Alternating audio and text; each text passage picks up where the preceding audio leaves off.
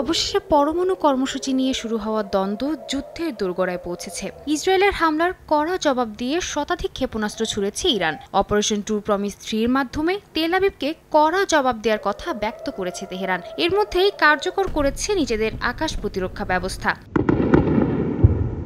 ইসরায়েলের বেশ কয়েকটি সামরিক ও বিমান ঘাঁটিতে হামলা চালানো হয়েছে বলে জানায় ইরানের সামরিক বাহিনী। তেল আবিব ও জেরুজালেমের আকাশ কেঁপে ওঠে বিস্ফোরণের শব্দে। তেল আবিবের গুশদান এলাকায় বেশ কয়েকজন আহতেরও খবর পাওয়া যায়। রামাদগানে ক্ষতিগ্রস্ত হয় বেশ কিছু বেসামরিক স্থাপনা। যদিও অধিকাংশ ক্ষেপণাস্ত্রই প্রতিহতের কথা জানিয়েছে ইসরায়েল। এতে যুক্তরাষ্ট্র সহ বিভিন্ন দেশ তাদেরকে সহায়তা করেছে বলে জানায় নেতানিয়াহুর প্রশাসন। তবে বেসামরিক নাগরিকদের উপর হামলা চালানোর তীব্র নিন্দা জানিয়েছেন তারা। তাদের দাবি, এই হামলা চালিয়ে ইরান সীমা অতিক্রম করে ফেলেছে।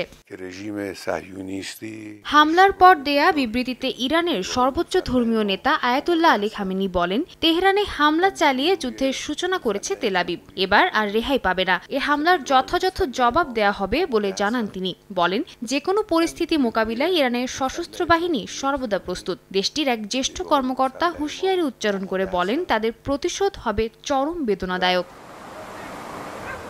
ইরানের ক্ষেপণাস্ত্র হামলার পরে প্রতিরক্ষা মন্ত্রী ইসরায়েল কাজকে নিয়ে একটি বাংকারে যান নেতানিয়াহু।